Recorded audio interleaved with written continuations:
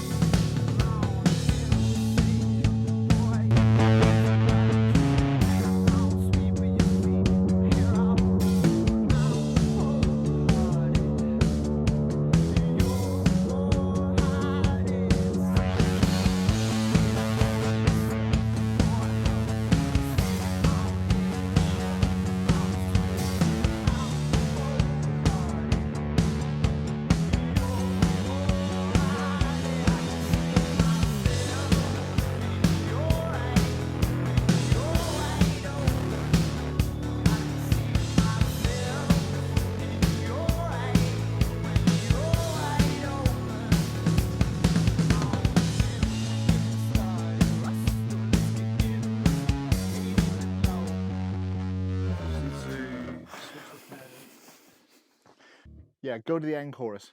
Yeah. Just try the microsynth in the end chorus.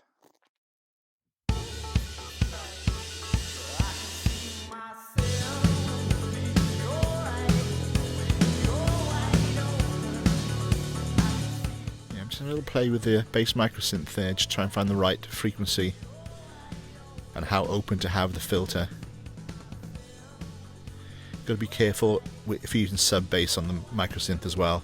You can really eat up your low frequencies and eat up your headroom. So just if you're using sub, it's always nice to push the sub up because it feels good, but in your final mixes you end up shelving quite a bit of it out because it just gets in the way a lot.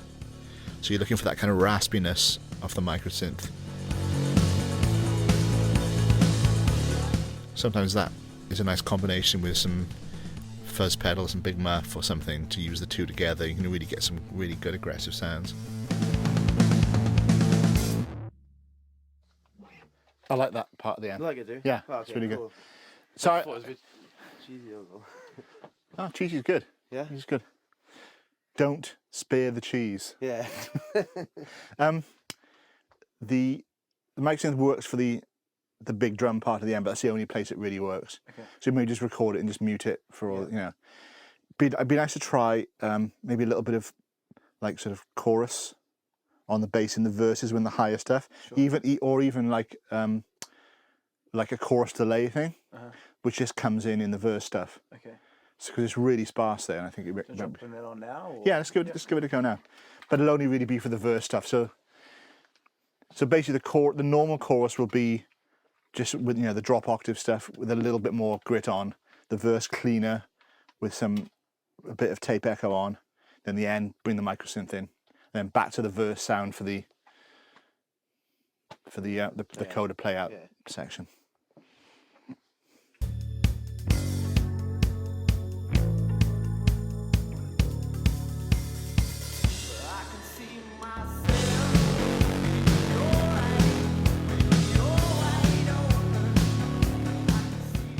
I think we're just trying to find the balance here of distorted microsynth bass to SoundZap DI.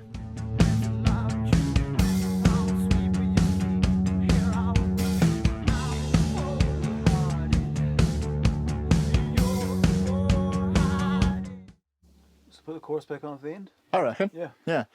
And maybe just clean up the verses a hair, and I think I tweak the microsynth slightly, and I think that sounds better in the choruses now.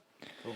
It just gives it that, because we're going to add some extra guitars to those choruses, yeah. and I think it's the guitar change out at the end will do enough to lift the crunchiness, and the because the idea in the early chorus is like a stereo delay guitar thing that kind of sweeps around. It's a bit more sort of ethereal sounding. Sounds cool. That is.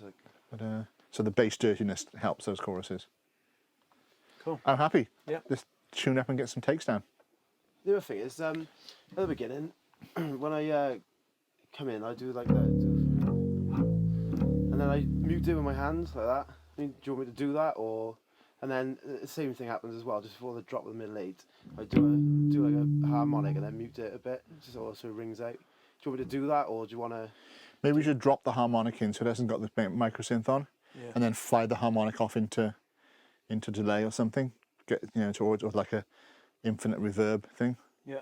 Cool. Okay. Just so it becomes a little feature at the start of the middle 8. So the bit at the start, Okay. you're talking about just the intro here, right? Yeah, just before when it sort of fades, it goes shh like that. I just do like a. Then just do it. So I do like a. And I go. And just do it, and then You don't want us to fade it? what's that? You don't want us to fade I suppose yeah. It's quite nice with it. Yeah, okay. If you don't like it, just do one without, and we will fade it in tools. It's just nice sometimes if you fade it yourself, it sounds a bit more. Yeah, well, it's real, isn't it? But the harmonic shouldn't have the micro synth on. No, play the harmonic, but we'll drop it in with a different sound. Okay. And we'll fly it off into like a really long reverb, so it sort of ties in right across that middle 8 section, rather than just be a little harmonic. It just becomes this whole little feature, and it helps set up the atmosphere of the middle 8. Cool. Okay.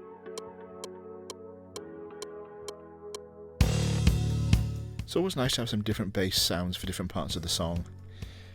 I think it's very often easy to have the bass just the same sound all the way through, and you can really use it as a layer, and it helps you think differently about what you can do with guitars as well if you've got different bass sounds. So we've now finished the bass guitar, and what we decided to do with the bass in the end, we went for 3 different bass sounds.